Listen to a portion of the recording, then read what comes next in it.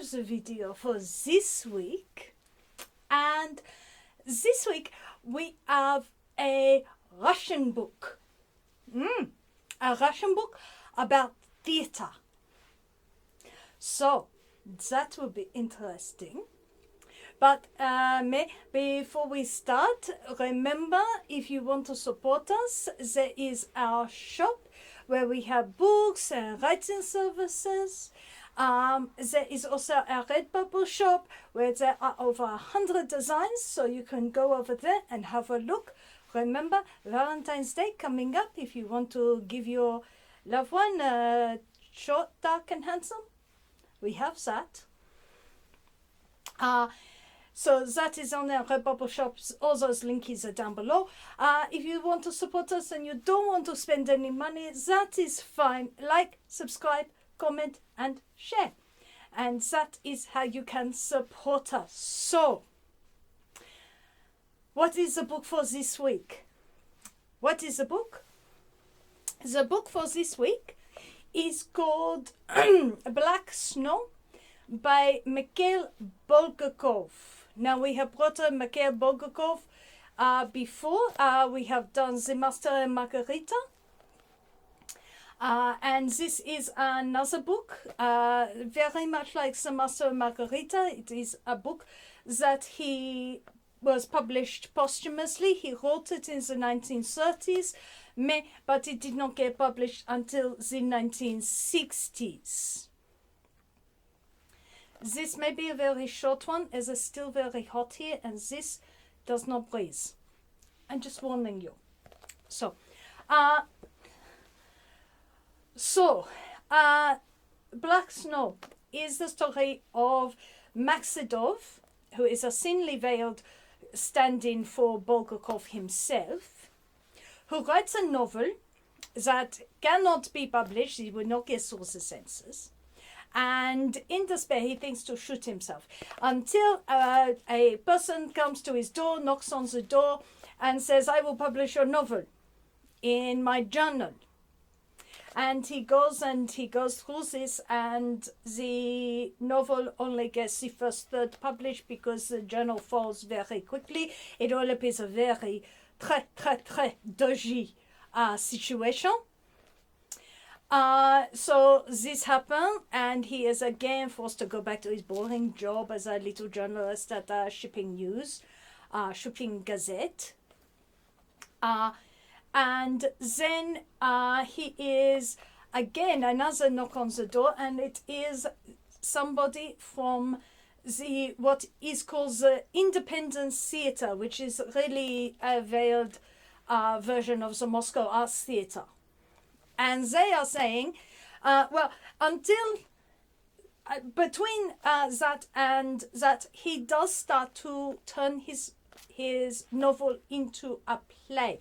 He doesn't really do this for any particular reason. He just starts to imagine it as a play, because he has quit his job at the Shipping Gazette. Or no, he had quit his job at the Shipping Gazette when he got the novel published rather prematurely, and then he gets his job back, but he decides he's going to try and make it as a writer. But he does start turning his novel into a play, and then there is a knock on the door that says, "Hey, we want to produce your play. We want to produce your novel as a play." And so he is thrust into the Moscow theater world, which is the bulk of the novel, and it is the bulk of what Bulgakov is satirizing. Mais why? Why? Pourquoi? Why is he satirizing the Moscow theater world? This is because this is a thinly veiled account of what happened to Mikhail Bulgakov and his novel, The White Guard. The White Guard is a novel about the Civil War, and it was not publishable really during his lifetime. It got partially published in a literary journal, but then closed down, and it was taken up by theatre. to be turned into a play. And the play ran for a short while, but Mikhail Bulgakov found quite a lot about the theatre world that he did not like. And so in this we get all of the things, the prima donna actresses, the primo actors, the interpersonal chaos, the oh no, I need you to cast this and do this and change your play around all of these ways. And ultimately you end up with his the things that he seems to have the most issue with is Stanislavski, because Pasky, he actually had worked with Stanislavski, and he in this he really does satirize the Stanislavski method, which everybody has heard of this, haven't they? Or actually, not quite. I will get to that. So it is a satire of the theatre. What struck me while reading this is it is a satire of the theatre by somebody who is a novelist and who doesn't like the theatre, or doesn't. I think that he does like the theatre, the final product. What he does not like is knowing how the sausage is made. And in having his own play produced, he discovered exactly how the sausage was made. And he did not like that. And that is what he is satirizing. Now, so in that regard, I think it is interesting. These are big characters. But at the same time, I think that somebody who has more interest and is less shocked and is less alienated from the, shall we say, sausage making process could create a funnier novel. I know, yeah. I know that is terribly rude of me to say that. But the reason I say is that his satire, when you are more familiar with theatre, some of his complaints seem a little bit petty. They seem a little bit novelist complaints, not playwright complaints. And I think that it is probably best to explain this. So, the MacLeod in this, and I think it also Bulgakov, has a vision of what the writer is. And when you are a novelist, you are more or less, not totally. If you are somebody who cannot work it with anybody, then okay, then put it out on a self-publishing platform and watch it sell no copies. But novelists are generally not collaborative artists. They are solo artists. They are people who have a vision and create and are a little bit control freaky. There, I said it.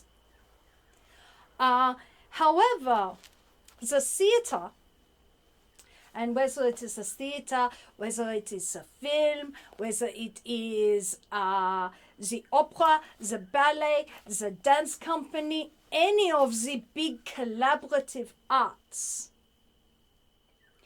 no one single person is ever 100% going to get their way, because these are collaborative arts. And that seems to be the thing that neither the character nor, given that these are the complaints of Bulgakov himself, are coming across. That there is an understanding that the actors are artists in themselves, that they are not there just to do whatever was directly in your imagination.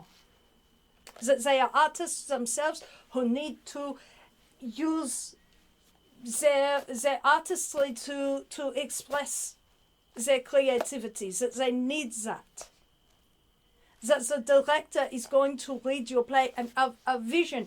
I mean, this is one of the great things about theatre. It is part of the reason why plays do not, why we continue to perform plays hundreds of years, thousands of years after they are written.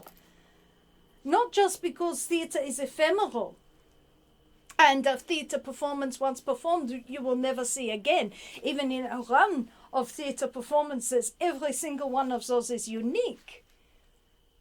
Besides that, part of the reason why we are able to continue to enjoy plays that were written many, many generations ago is because the director, the costumers, the set designers, the musicians, the actors all have a new take on that. It is why we have multiple copies of the same play or the same opera. I think that I have about 3 copies of Werther. I know that I have 4 copies of Tosca. I have at least 2 copies of The Marriage of Figaro. I have at least 2 copies of Don Giovanni. Different casts. I have 3 copies of Lucie de Lammermoor, French and Italian. I have 2 or 3 copies of Don Carlos, French and Italian. Shorter French, full long French, full long Italian, and shorter Italian. So why do I have so many of the same thing? I have multiple copies of Macbeth, multiple copies of Hamlet, multiple copies of Romeo and Juliet. Same play, same words. Nothing different happens. Doesn't have a different ending. So why have the same thing over and over in different versions? Surely it is the same experience. It is not. It is not the same experience. That is why I have multiple versions. And that is what makes theatre so very fascinating as an art form, is that it is collaborative, it is dynamic, filtered through the minds of different people, different elements of a play or an opera or a ballet all come through. They're not the same. They are very, even film is collaborative, even though film is generally a one and done. You're not going to get another copy of the genre. You're not going to get another Some Like It Hot. And if you do get another Some Like It Hot, it won't be as good. Nobody's going to do the general again. Nobody is going to, remake Casablanca. But that occurs because of all of those combined talents. A film is more than the sum of its parts, and that's so is a theatre production, so is an opera, so is a ballet, so is a contemporary dance, so is a musical, Broadway musical. All of those are more than the sum of their parts, and that seems to be the thing that Bulgakov and MacLeod do not willingly accept, because they are novel writers. I think one of the more interesting things is a writer like Samuel Beckett. Now, Samuel Beckett is notorious for his control over production, control over how the actors act, how it look, which is interesting because he chose theatre as a way of controlling things over the novel. I think he is probably the only playwright who actually has that level of control over the materials that they write. But Beckett is a special case. There is only one Samuel Beckett. So I think that is interesting, the difference of the kind of writers, the collaborative writer rather than the sole genius writer. Writing for other people is a challenge that the solo writer does not necessarily think of. I think of he is complaining about the politics of the theatres, that the old guard actors, the big actors in the theatres, the ones who have been there a very long time, there are no roles for them. And so, yes, you need to rewrite it because we need a role for this person, we need a role for this person, you need to rewrite it. Why? Because it is more than just you and your vision. It is about the collaborative nature, and if these actors are not on the stage, these are the stars of the theatre. They might be in their 50s. You got to find a place to put them, because they are the ones who put bottoms on seats. Not your play. Not your play. People come to see these actors. And which brings us also to probably the final part of the critique. And I think that the reason why I think that as a satire this sort of fails in some way is that modern audiences are probably far more familiar with the idea of the method, with the idea of acting, because Bulgakov really clearly did not like the Stanislavski method. Now, the Stanislavski method is not to be confused with the Lee Strasberg method, which is what happened when the method left Russia and went to America.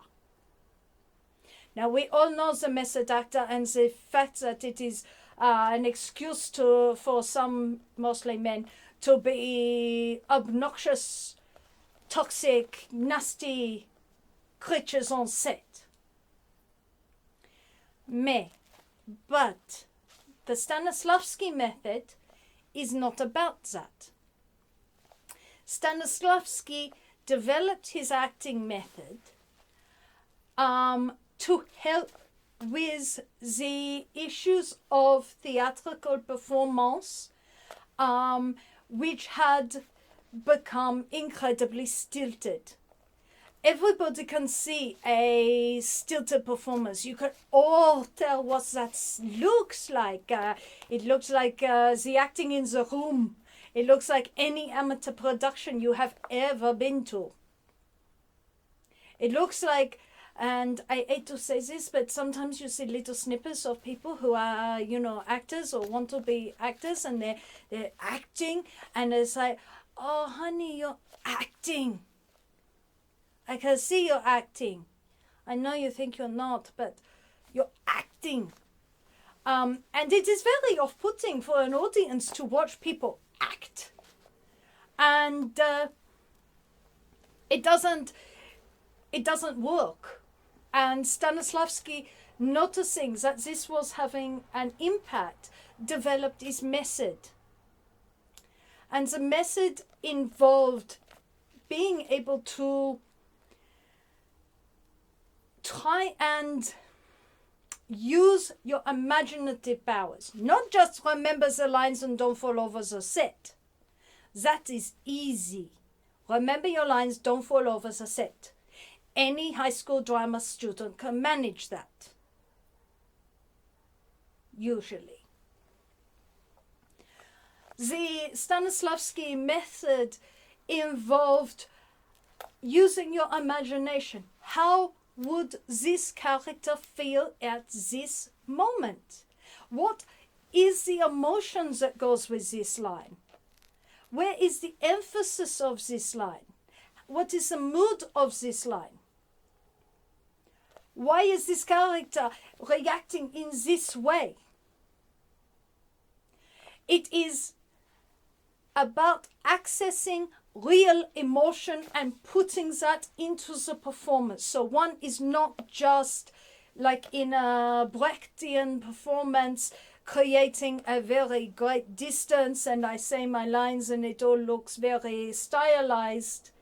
In fact, Brechtian acting can look like just bad acting, but it is very deliberate. It's deliberately bad acting.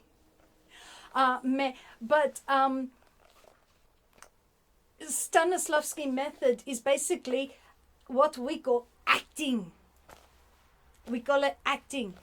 I think that Bulgakov saw acting, and MacLeod certainly sees acting as you are little puppets and you do what I want you to do according to what I've written on the page. Now, when you read play scripts, there isn't a lot written on the page. It is. You need to bring something. There is text and there is subtext. There's a big difference between I hate you and I hate you. Big difference. Same words. So that is what the Stanislavski method is trying to do. And the acting games and technique he play with, and Bulgakov is certainly exaggerating the amount of time to work through each scene, but he sees, no, surely you just learn your lines and don't trip over things is not the same as acting. And so you see very much there is this lack of respect for the artistry of the actor, the work of the director, the work of the set, the costumers, the electricians, the lighting people, everything. And he doesn't understand the bickering between, the director wants to shove the orchestra over here and we go and we're shoved into the corner and it's not good. It's the acoustics are lousy. Why are we here? Each person fighting for their own particular patch.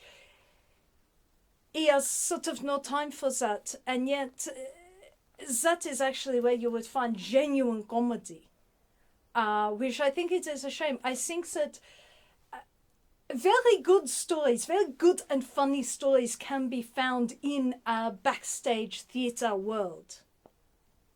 I think that Mikhail Bulgakov's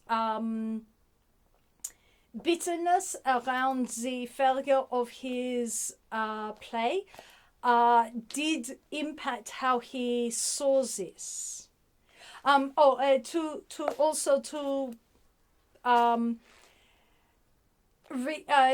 Clarify, the Lee Strasberg method acting is the one that results in people having mental breakdowns and acting like awful people on set.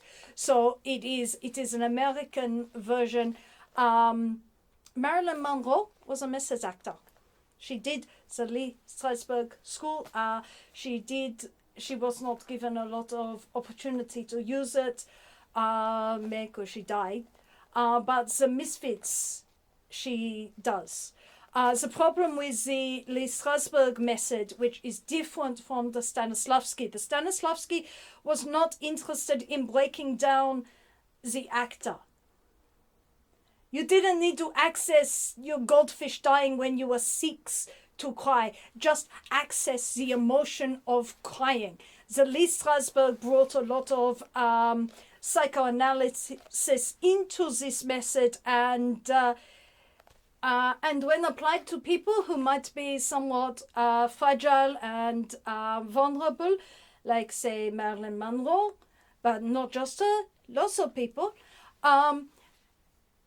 the Lee Strasberg method can be quite damaging. One does not need to dredge up all the trauma of one's past to play a role.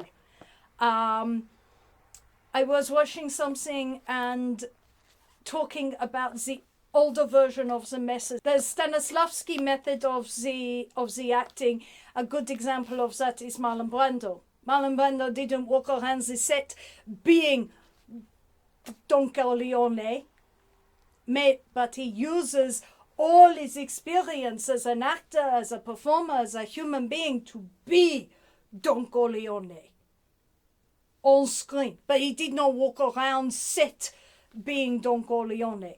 Then there are other people who, Daniel Day-Lewis is probably the most famous of the modern method actors. A lot of the others are generally fairly toxic peoples.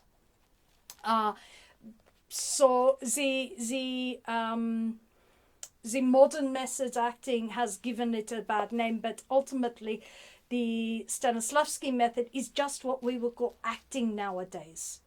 I think that if we looked at acting of the 19th century, the earlier style of acting, we would find it very stilted, very difficult to watch. It would not be the kind of acting that we will recognize, especially not on film. I think that is where method acting, the Stanislavski method rather than the Strasbourg method entirely. Dustin Hoffman, there's another one who behaves horribly, Strasbourg method. And in all honesty, I watched All the President's Men, and in all honesty, I can't tell you that Dustin Hoffman's performance was better than Robert Redford.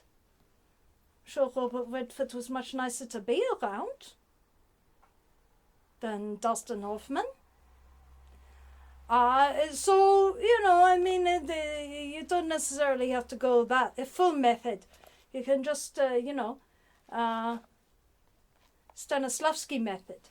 It is certainly something that we see more as a film technique. But obviously a good actor has multiple technique. I think that it is an interesting book. If you like Bulgakov, you probably like the book. If you like theatre and you have more of a knowledge of theatre, it's probably going to seem a little bit petty. But you can read it as a writer who has no idea how theatre is supposed to work. Which is more or less how I interpreted the book. I don't think that is how he meant. I think he meant it to be a criticism and a satire of the theatre, and really sticking it to them after wrecking his novel. But I think that it does a little bit of a miss in that, as that kind of satire, Pasky, because a lot of the stuff that he sees as ridiculous is, no, that's what you have to do when you work with other people. And I know you clearly don't like the method, but it gets results. It does work, especially for film acting. It certainly is a much more of a understandable why you would use that. So anyway, it's an alright book. It's a theatre book. It was my second time reading. I honestly hadn't remembered anything of it from my first reading, but that was about 20 years ago. I knew that I'd read it. I knew it was about a play, and I knew it was short.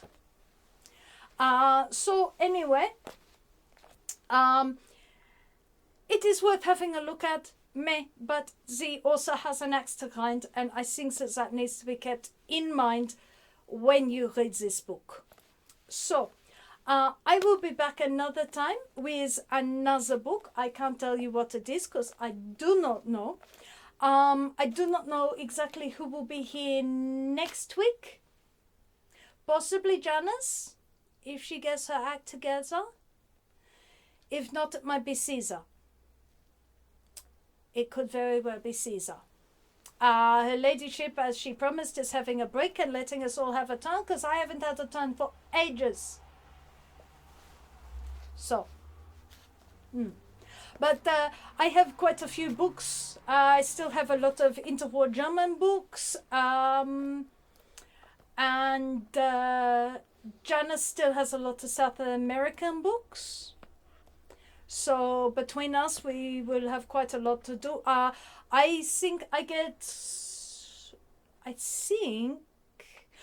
get Becca's, she gets Jorge Luis Borges. So that's how we divided that up. So I don't know quite what I will bring next time. I will see you again later on. Au revoir.